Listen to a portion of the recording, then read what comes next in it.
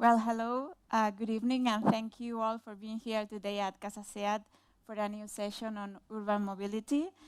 Today we'll discuss 5G and automated connected mobility with an outstanding speaker, Jorge Pereira. Jorge, thank you very much for joining us today. Jorge is Principal Scientific Officer with the European Commission, and it's a pleasure to have him here in Barcelona to discuss the European Union plans on this field, which is strategic for our future. For many of us, the idea of autonomous self-driving cars sounds like science fiction movies, but it's actually pretty real, and it's coming earlier than many of us thought. Artificial intelligence, smart roads, smart cars, all of them connected. Even if sometimes it's get a bit difficult to imagine how this will work, it will actually help us minimize accidents, manage traffic in a more efficient way, reduce our environmental impact, and improve the competitiveness of our industries. The European Union is working to create 5G cross-border corridors, and one of these corridors is actually here. It's a 5G Med corridors in Perpignan. It's connecting Perpignan and Figueras. Jorge will explain us later. But before, let's introduce him properly. Jorge, as we said, is the Principal Scientific Officer at the European Commission. He works at the DG Connect. He has an extensive experience in Brussels. He was just telling me he arrived in 1996. That's a lot of time, and a lot has happened since then, especially in the field of technologies, IT, connectivity, and so on. Imagine what would you have said back then in the 90s if someone has suggested you that we will be here discussing about 5G, corridors, and automated cars. I don't know you, I will just think about Back to the Future and the DeLorean. So Jorge is at the European Commission, especially in the area of future connectivity systems, and his work focuses on 5G and beyond, advanced spectrum management, connected and automated mobility, including what we mentioned before, cross-border corridors, but also public protection and disaster relief, and so many other interesting things we'll talk later. But please, Jorge, the floor is yours. Thank you so much. Okay, so I will have to coordinate two things. So. Thanks, everyone.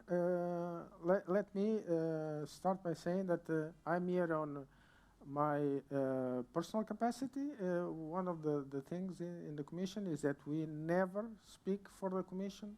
Only the President and the college can talk for the Commission. But in this particular case, I'm here on my own time. I'm on vacation. We had planned this event before, and we had to postpone it. But since I was here in Brussels, I offered to do it at this opportunity. It's always a pleasure, and I hope to be able to convey to you information that is relevant in this area of 5G for connected and automated mobility. But there will be a number of slides where I will express my opinion. Again, not necessarily the opinion of the Commission. I will try to signal this up front. So again, all the opinions here are mine, and in no way disengages nor commits the European Commission. Okay, we have to say this. The outline, let me move to the next one. Briefly, autonomy is not something new. We have been striving for autonomy for a long time. And 5G, in fact, is one of the pieces that are necessary to deliver it. So the Commission launched the 5G action plan, launched then specific and targeted cross-border corridor projects. One of them is 5G Med cross-border corridor between Spain and France. There is another one with Spanish participation in the Spanish-Portuguese cross-border corridor of another project, 5G Mobix. After the, sorry, I have to go back. After this investment in the cross-border corridors, we are now moving to the next step. So we are moving from research into actual deployment in the new framework program. The objective is to deploy 5G across Europe. But to finish, as I started, we'll go back to the issue of autonomy. It's a remaining challenge after all of this, and I think I will provide some hopeful conclusions at the end. So moving then into autonomy. Autonomy, as I said, is a long-standing quest. Let me go back to the early 90s, okay? From 92 to 94, we had already seen the concept of vehicle platooning. It has been researched, and the first papers date back even to the early 70s. But in 1992, the first vehicle platooning experiments were successfully led with a 4-vehicle platoon in San Diego, California. So we are talking about 1994, okay? The first platooning. There was a major demonstration in 1997 where we moved from these 4 vehicles that were doing platooning to an 8-vehicle platoon where, you can see on the left, where the major difference is that the drivers were not touching the wheels, okay? If you could see, if you look carefully into the vehicles, they are all with their hands outside. So there was no one touching the wheels of the vehicles, okay? So this was, in fact, 3 years later, a major demonstration. And another important thing is that we moved from vehicles only, from cars only platoons, to a mixed platoon, including buses and vehicles. Okay.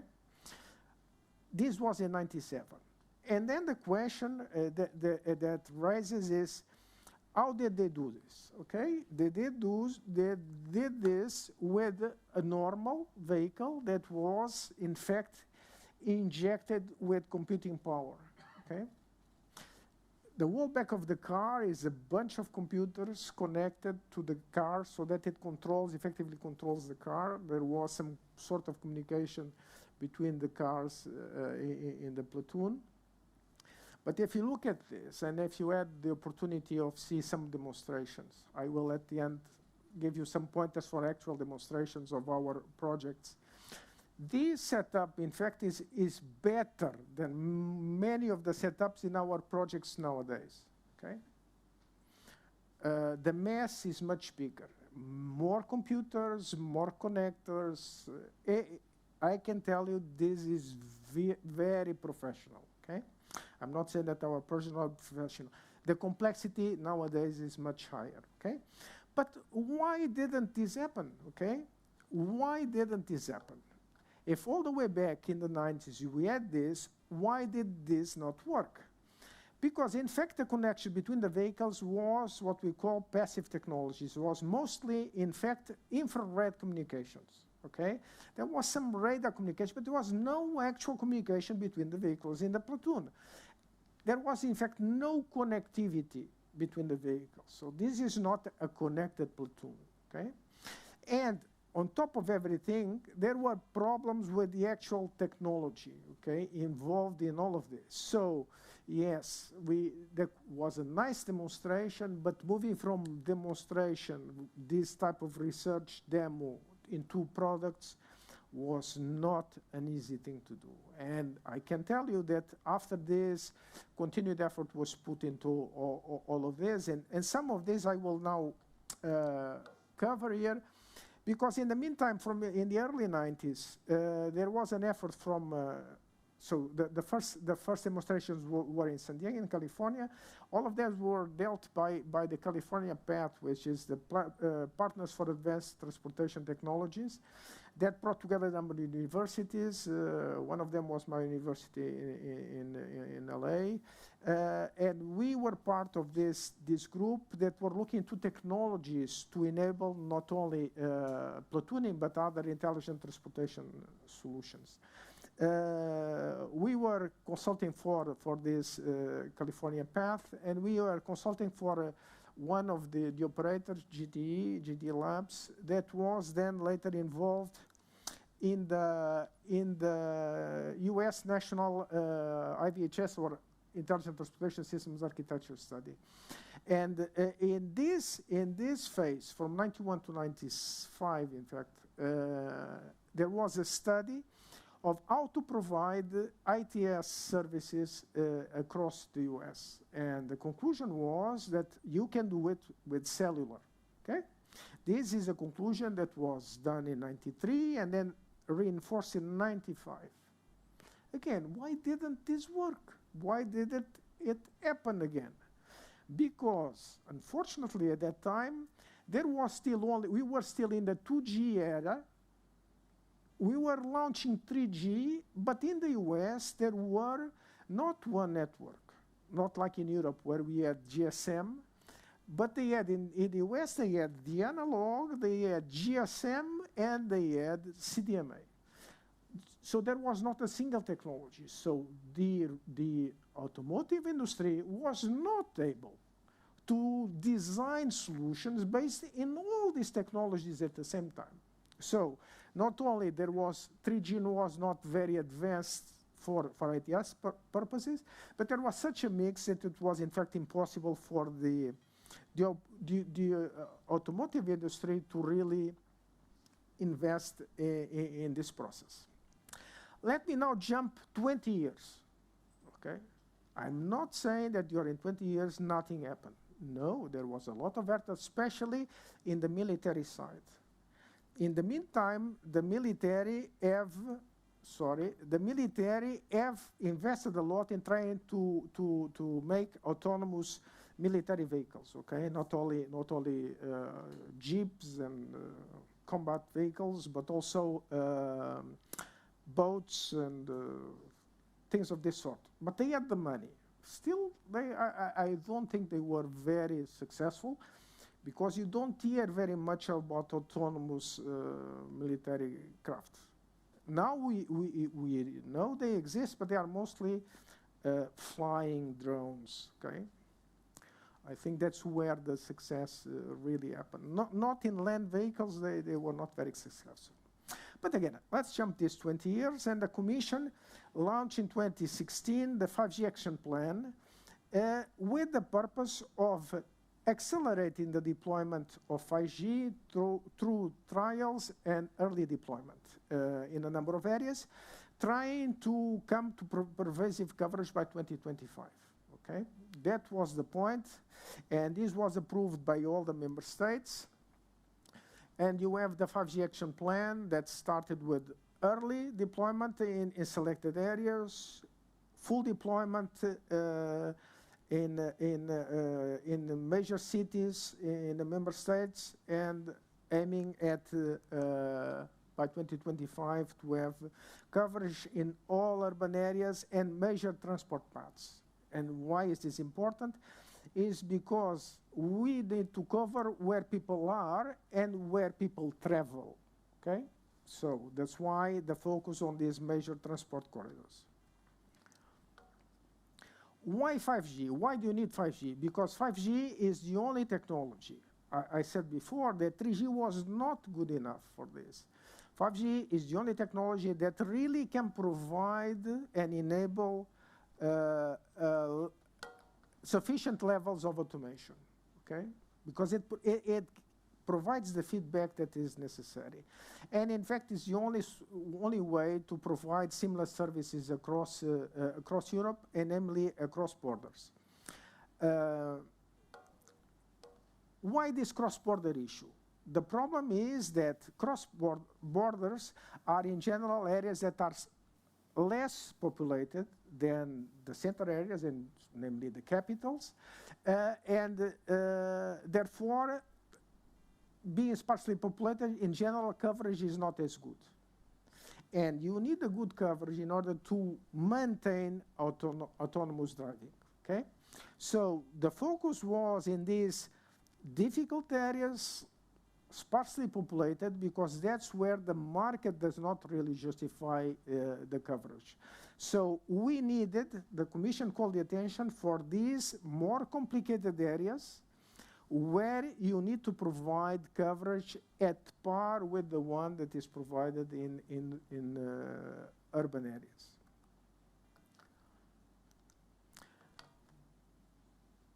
In the context of this effort to cover these less populated areas, the Commission launched then 2 calls on cross-border corridors. Again, trying to focus on the problems around these difficult areas.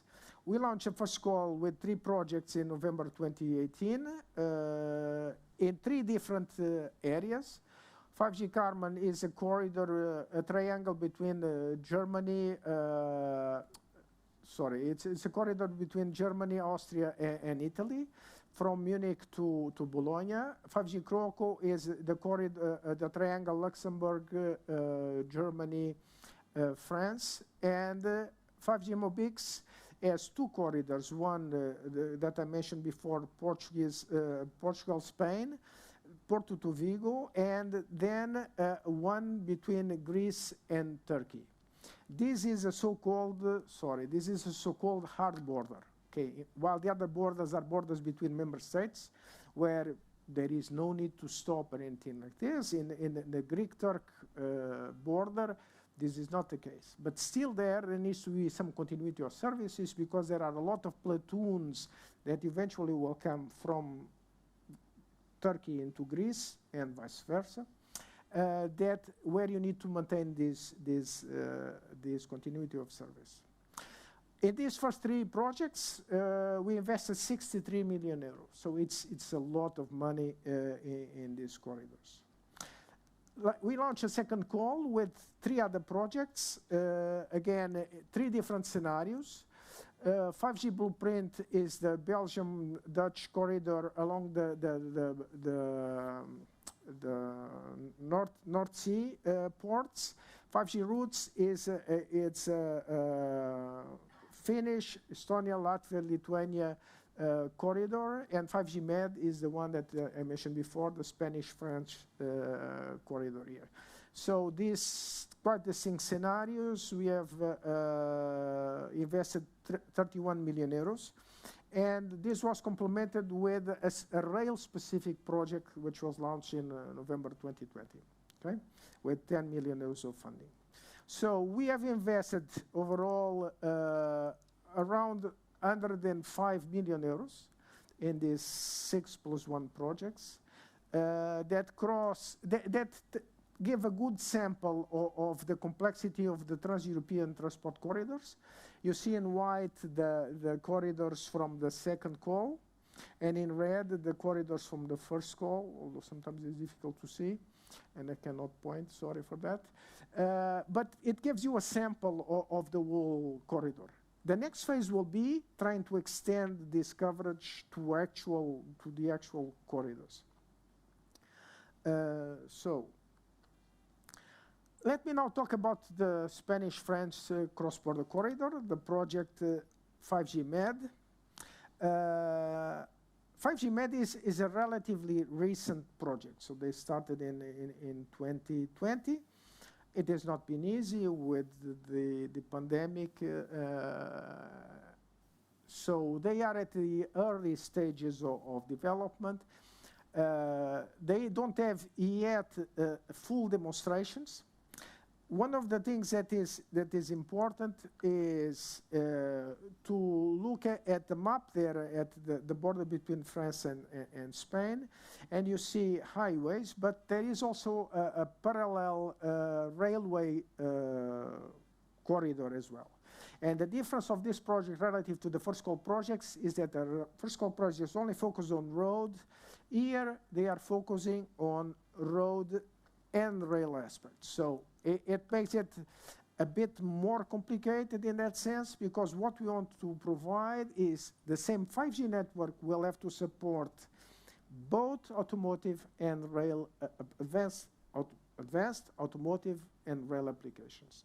So it's more complicated. They have started recently, so they are not yet at the stage of doing demonstrations, but we hope to have demonstrations by the end of the year, okay?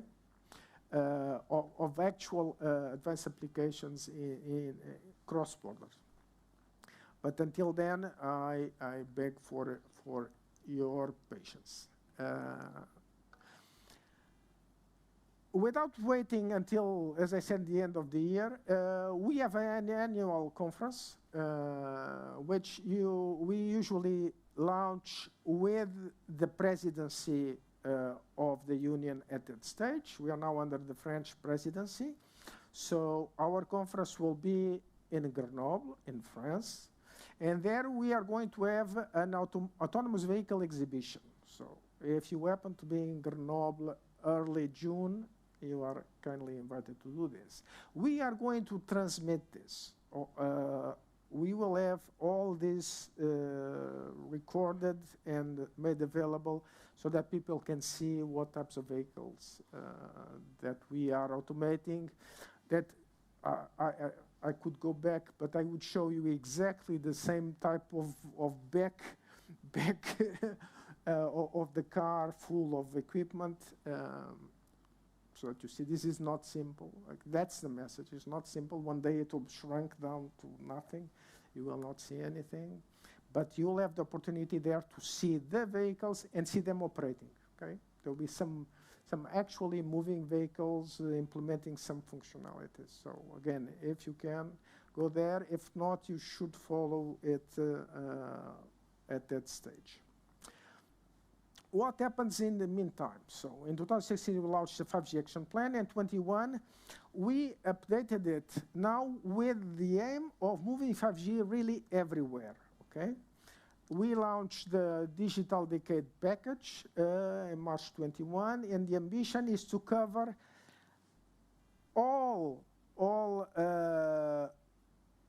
roads, all major roads, and all populated areas with 5G in order to allow the deployment of automated vehicles, among other things. How are we going to do this? We are going to do this by funding what we call the 5G corridors, okay? In the previous program, we did large-scale testing and pre-deployment analysis with these 7 projects that are still ongoing, some of them. Again, I apologize because I keep jumping. And now we want to move, as I said, into large-scale deployment, okay? We are going to move from an investment, as I mentioned, of around 100 billion euros. We're going to move into an investment of around 1 billion euros. But investment of 1 billion euros in reality means 1.5 billion euros because we only fund 60%. Okay? So this will be a 1.5 billion euros of investment in 5G corridors. Okay? To which you should add the resilience and recovery funding from the European Investment Bank and national funding. So if you add all of this, it will be a substantive amount of funding that will be made available with the purpose of delivering 5G to enable these corridors that should be cross-border corridors, okay? And this is on top of the normal investment that operators are doing anyway to deliver 5G, okay? In many countries, there are so-called coverage obligations. In some countries, coverage obligations are 99% of population, okay? In others, it's less. But it's on top of these obligations that they have that we are putting this money. And these then will cover these less populated areas, the more problematic areas, which the market itself does not really justify for the moment. So what we want is to accelerate the deployment in these less market-friendly areas to make sure that you can do it everywhere. And especially you will cover the borders to allow for continuity of service across borders.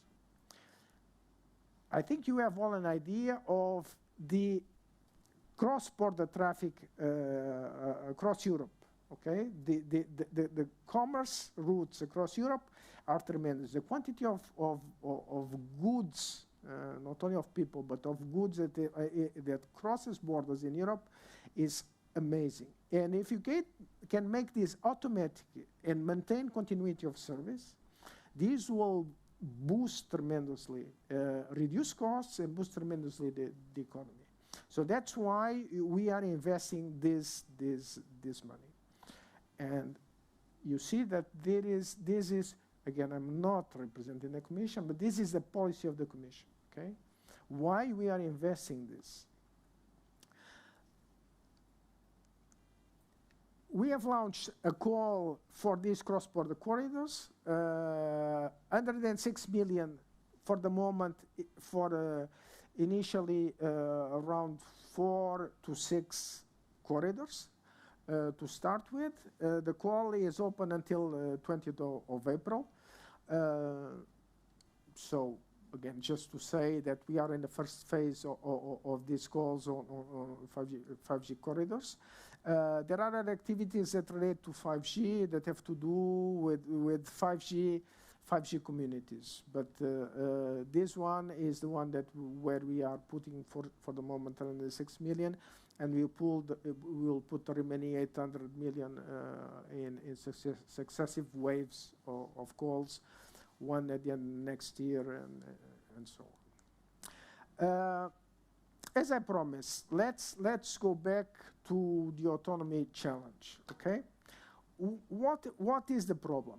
The problem is that delivering autonomy, it goes a bit beyond research, okay? Yes, we can have, as we saw at the beginning, we can have the technology or have the starts of the technology, transforming it in products and launching it in the market. It's difficult. However, the Commission, by committing to delivering 5G everywhere, by doing and paying for research, by providing this coverage through this, by incentivizing coverage even in these difficult areas, by targeting service continuity, by reducing uncertainty, because now, unlike before, the automotive industry knows that 5G will be there everywhere. They don't need to contend with a variety of technologies. So we are reducing uncertainty for the automotive industry. Still, what is missing? So we have done a lot, so what might still be missing? What is still missing today is how to implement in reality autonomy. Because you can have an autonomous vehicle, but that does not mean that the vehicle can run autonomously. It will only be able to run autonomously under certain circumstances. And that's where we need now to focus, okay? How can we maximize and optimize autonomy with the levels of autonomy we have in each particular vehicle, okay? To be trying to be clear about this, the problem we have is that even if you have a level 5 autonomous vehicle, if you are in the middle of nowhere, if the road doesn't even exist in the map, it cannot run autonomously, okay? So it's much more than internal capacity, autonomous capacity of the vehicle. Is the circumstances, is the roads is driving, is the context.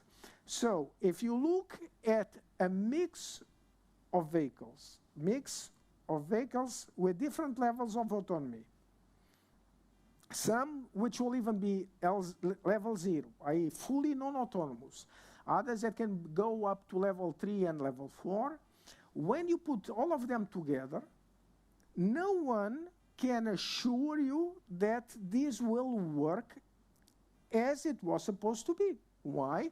Because they cannot anticipate, they cannot guess what the reaction of the other vehicles will be, even if they are connected.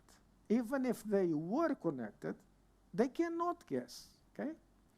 Again, independent levels of autonomy in vehicles does not translate in an actual level of driving with autonomy. And that's where the focus now needs to be put.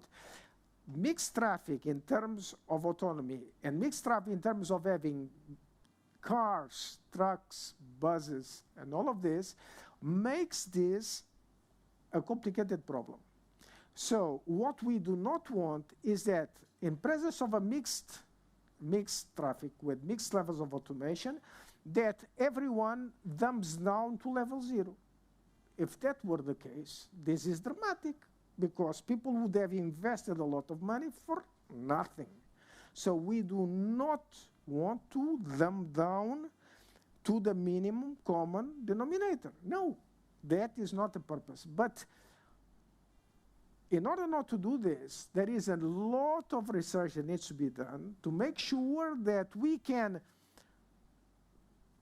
cooperatively bring together all the knowledge that exists around, and if all of them are connected, you can bring intelligence even to level 0 vehicles. You are not going to make them level 3 or level 4. They will still be level 0, but they will be assisted in such a way that the flow of vehicles will have quasi-autonomous capacities. Again, all of this is very easy to say, very easy to promise, but this is a new area of research that is extremely important, and it will be difficult. Okay, one of the good things about the Commission and its programs is that the programs are far-reaching, so we can anticipate and look ahead. But let me again go back to the past year to give you an idea how we have addressed similar problems. Okay, so back in FP5, we are already in FP9. Okay, so it's FP5 is almost 15 years ago. Okay, we had a project that invented the concept of always best connected, which means that when you have different radios, you will connect with the one that provides you the best performance. Okay, this is a simple concept after you hear it. Implementing it was not easy at that time. And it's such not easy that even today we are doing always best connected, because nowadays we have 4G and 5G. We have in some areas also 3G, and our radios are able to implement and select what is the best connection for the specific application. So we are still doing this today. So what I'm proposing here is exactly the same thing. So for autonomy, what you need to do is to use always best connected, because we need connectivity, for cooperative best automation. Let's use connectivity and try to do cooperatively achieve the best level of autonomy. This requires, as I said, a lot of research. So you need connectivity, you need data, and you need artificial intelligence in order to then make sense of all of this and collectively kind of come up with a cooperative, call it a diffuse platoon that moves along the highway or the road with a maximum level of common intelligence instead of a minimum level of common intelligence. So, in conclusion, I think I overrun this already for a long time. The Commission has focused a lot on enabling and empower 5G for connected and automated mobility. We put, as I said, we put, in fact, over 150 million euros in these 7 cross-border corridor projects, and other projects that are looking into rail and road aspects. So we invested more than 150 million. We are now going to invest around 1 billion. As I said, this corresponds to an actual investment of 1.5 billion to make sure that we will have 5G everywhere. So this is what we have done. But in order to get the most of, sorry, I was looking here. To get the most and to achieve best autonomy, we need to have necessarily the involvement and the cooperation and engagement of all relevant players, which means mobile operators, OEMs, automotive companies, transport operators, regulators. And we need a broad ecosystem to deliver not only components, equipment, solutions, applications, and services. Again, this is a new activity. This is research that brings together not only connectivity, but as I said, AI, in order to solve this issue. And again, closing a little bit the loop, it will require time, okay? It is not easy to come up with this solution because getting to an optimal solution in an heterogeneous environment, which you cannot control, you cannot guess in advance what it will be, is the most complicated task. So it will take time. The progress will not be linear. There will be things that will not work, but I am rather optimistic. I think now with 5G coverage, with AI that came back in force now, I think we will be able to achieve this possible autonomy. And with this, I thank you very much.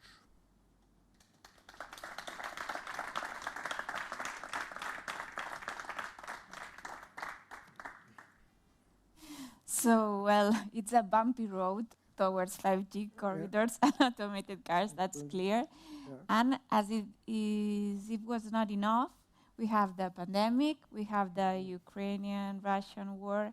I don't know if that can affect somehow the plans of the commissions toward the corridors. In some sense, it did. The pandemic itself, as I said, impacted all our projects. So the fact that people could not move, they could not go and do trials, they could not come together to even to work together in implementation, things like this. This, in general, led to delays in the projects of the order 1 year. Okay, but this is life.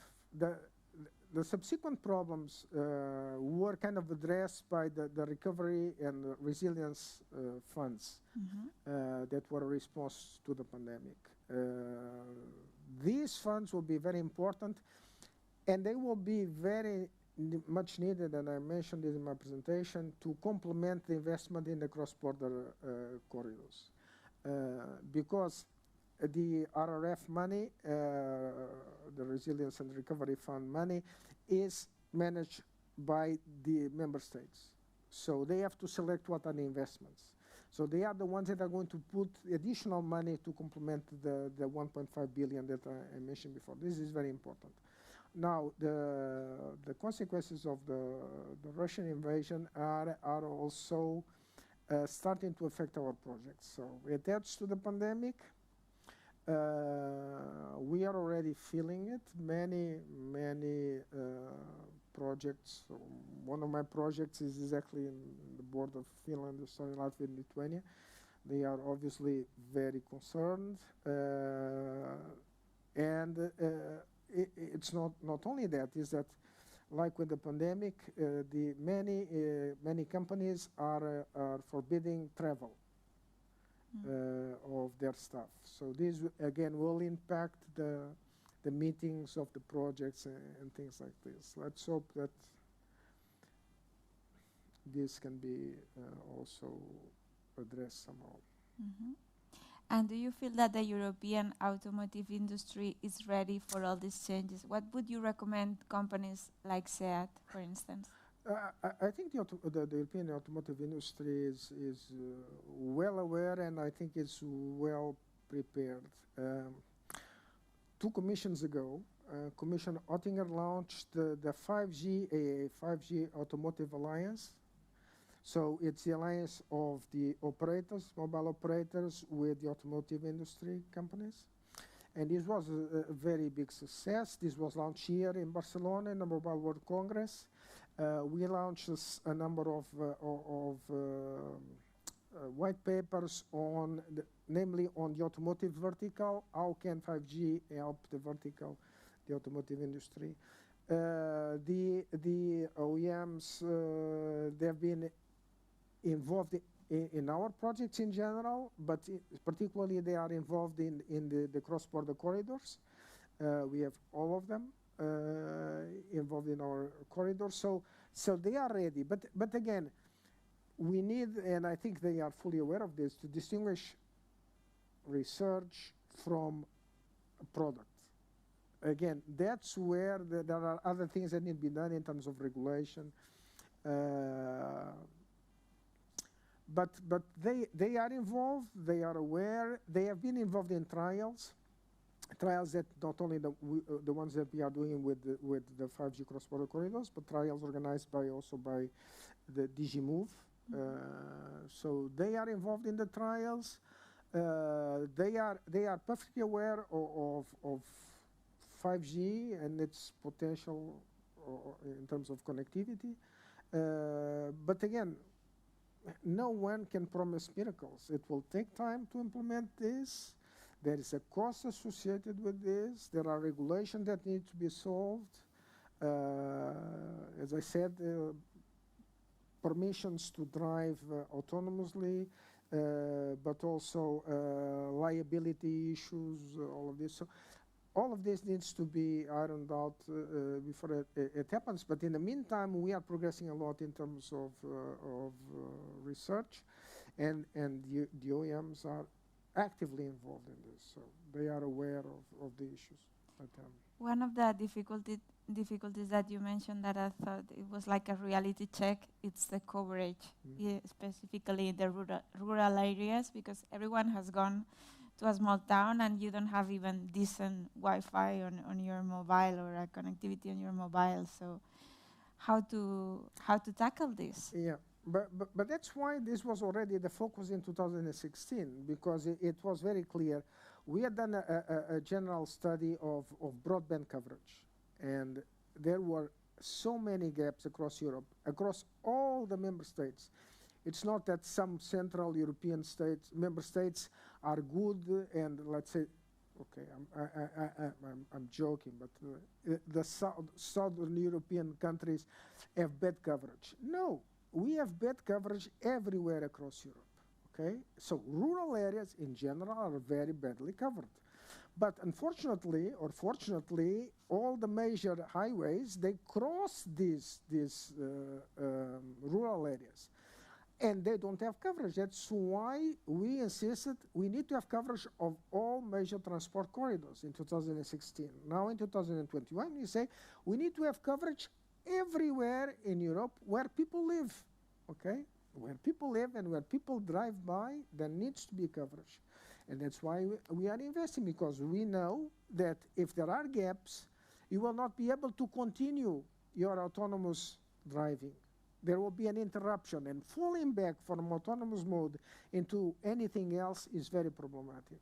So that's why the focus is, let's cover everyone, okay? And I mentioned in the call that there was an aspect called 5G communities. And that's where we put the money also in the rural areas. So much the same way that before, we had an initiative that was called, because you mentioned Wi-Fi, it was called Wi-Fi for EU, okay? Where we give money to small rural communities to deploy Wi-Fi for free, to offer Wi-Fi in a village or whatever. Now we are upgrading this program. It's called now 5G communities. We are giving money to provide 5G coverage to schools, hospitals, police stations, firefighter stations in these rural areas, okay? Where we were giving money before, vouchers to deploy Wi-Fi, we are giving money to deploy 5G. So we want to give 5G to all, even the smallest communities, okay? We know that in the big cities, there is competition enough and you have very good coverage in cities. But in the rural areas, no. And that's where we are putting then the money with these 5G communities to bring this coverage in these areas, because people deserve to be served there. You said that you were optimistic. but being realistic as Portuguese, and I wonder, and as Catalans, I was thinking that Portuguese and Catalans were both realistic sometimes, and I wonder if the future it's a hybrid model with self-driven cars and manual-driven cars. Yeah, I think we will never get rid of non-autonomous vehicles. So a lifetime of a vehicle in Europe is between 15 and 17 years, and is increasing now with the crisis. Okay, so which means that for a long time there will be non-autonomous vehicles on the roads. I don't think you will oblige people to go autonomous in the nearest future. So there will always be the mix that I mentioned of different levels of automation. And again, that's the reality. You have to deal with it. So what can we do to help? This is, I think, the effort we need to do at the level of maximizing the level of intelligence of this mix. But we have to live with it. We have to live with this mix for the foreseeable future. Okay. When I was in the US, so we are talking 91, okay? In 91, there was an ongoing joke with the guys from California Path, and one of them was saying, okay, yeah, we'll have full automated vehicles in 2075, okay? And obviously, the guy was not saying it is only in 2075. It is well beyond my time. That's his message. Because the problem is not an easy one to solve. If it were an easy one to solve, it would have already happened, okay? I mentioned things that happened 20 years ago and nothing happened in the meantime, okay? There was no progress because there were barriers to it. So I cannot anticipate it will be in 2075, but it doesn't really matter. If we can improve, if you can make good use of all the intelligence we have and optimize platoons at a local level, such that at least we are not at the lowest level of autonomy, we are slightly above, it will already be a big step forward. So, and that I think we can do in... Come on, let's put a date. 20 years. In 20 years, maybe combined system of autonomous. Where you can really get the highest level of possible level of autonomy with a mix of vehicles. Mm-hmm. Now, the caveat is if you can normalize the level of intelligence, for example, in certain cities, they are saying in the center of the city, you are not allowed to drive private vehicles. So this becomes then a very conditioned area. And in that conditioned area, if you don't have private vehicles, you only have public vehicles, and you only have delivery vehicles and such, you can there have a higher level of autonomy. But this is a controlled scenario. Huh? I was talking about a non-controlled scenario with a mix that you cannot anticipate of different levels of autonomy. It's a much more difficult problem, okay? For the other one, now this might happen soon, okay? This might happen relatively soon. 5 years, 10 years, the latest. But these are controlled areas. This is not the same problem. If you start simplifying the problem, okay. I have more questions, but I wonder at this point if there are any questions from the audience. Anyone? Yes, please. Maybe we have a microphone. Yeah. Okay. If you can say your name before a question. Yeah. Andrew Funk from Homeless Entrepreneur, and I found the 5G community concept to be very interesting because you're talking about mobility poverty. Okay, so people that don't have that connectivity. And my question is, to my knowledge, 5G and connected automated mobility aims to improve the well-being of EU citizens. That being said, how are those experiencing social exclusion, or the poverty regarding mobility, included in the research, design, and architecture of improved urban mobility?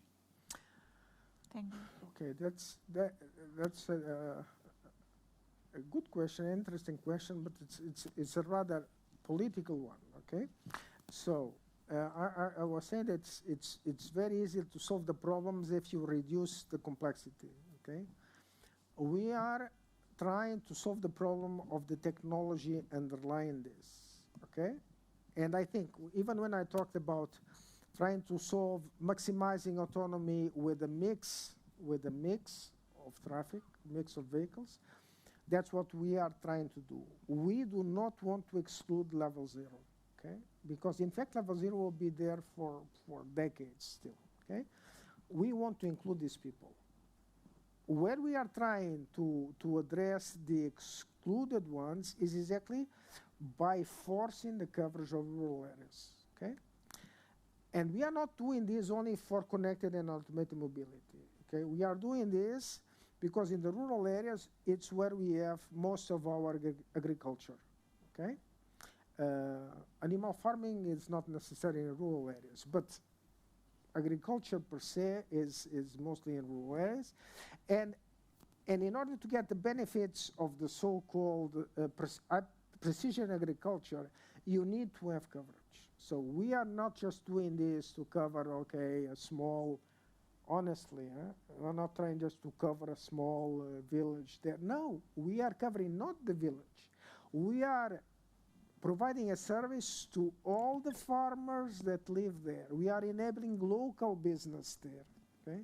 As I said, we are covering the library, the hospital, we are trying to fix peoples there. We are making sure that they have the services that normally they would expect only in the cities.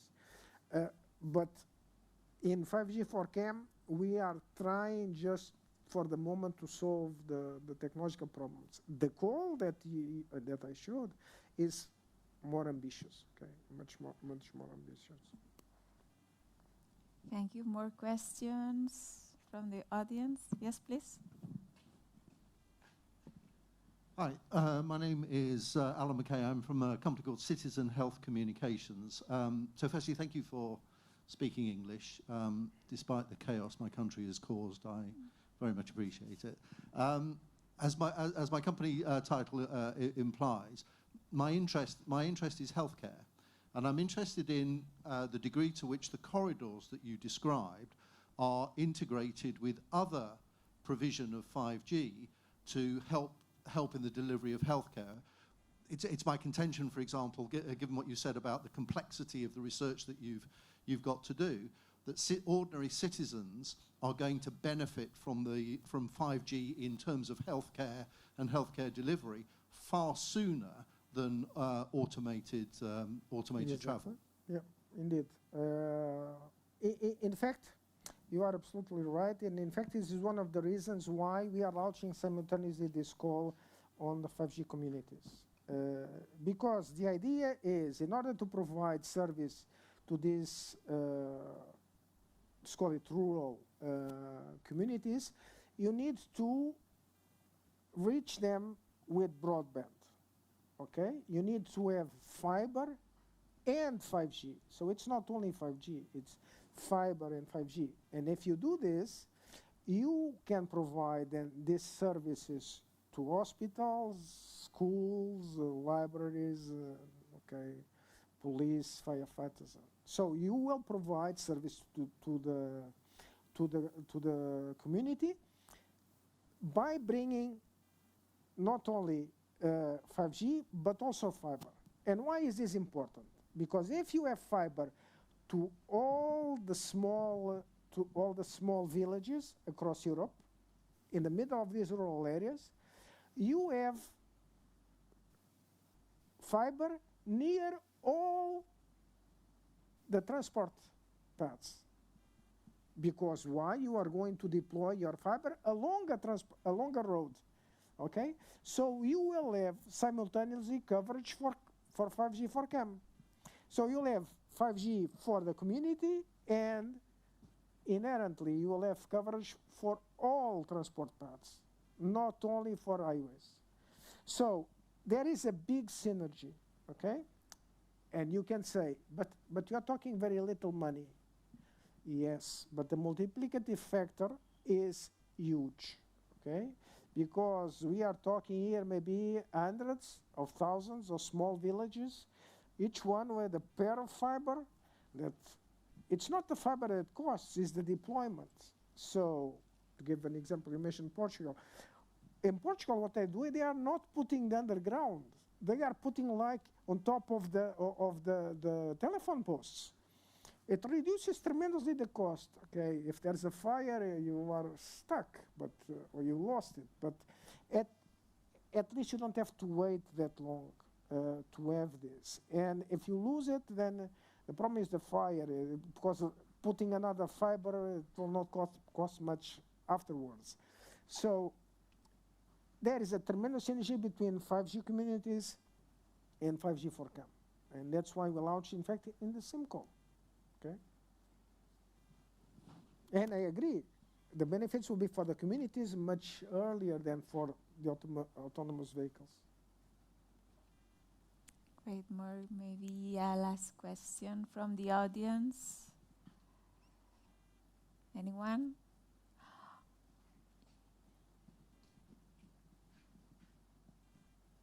Thank you for the talk, Jorge. Thank you. Why fiber and not satellite? It's much expensive. It depends. As I said, if you put it on top of posts, it's relatively cheap. I was not saying that fiber would be the only solution, because in fact what we say, we have to provide in the call, we have to provide broadband and 5G. Okay, so how you get to the village, it's an economical question. Okay, so if you can do it cheaper with fiber, you do it with fiber. If you cannot do it with fiber, then you can consider satellite. So satellite is becoming an interesting thing when you are now starting looking beyond 5G. So looking to 6G with these very low Earth orbit constellations. The Commission now has put some money, 6 billion euros into this front. Promised to put 6 billion euros into this front. So when we have these low Earth orbit satellites, this will be a good alternative for these rural areas, especially as you move towards the north of Europe, where it's more difficult to put fiber. There it will be a very important solution, but only when this becomes available. But there are areas where you really need satellites. So satellite is integrated already in 5G.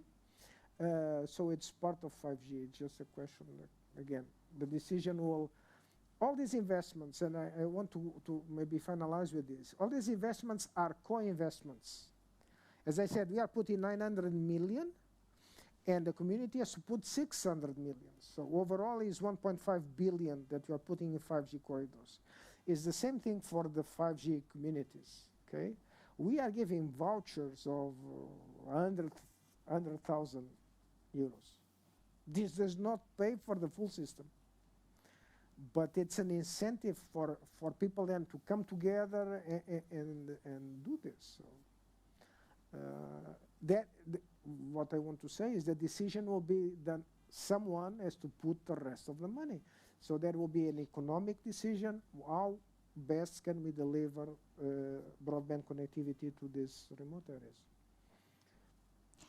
Well, thank you. We just ran out of time, but thank you everyone for being here. And well, we recommend to subscribe to the CASA SEAT newsletter and to be updated of their events. And we have to say thank you so much again to Mr. Jorge Pereira to being here and tell us everything. Thank you so much. Thank you. Thank you. Thank you.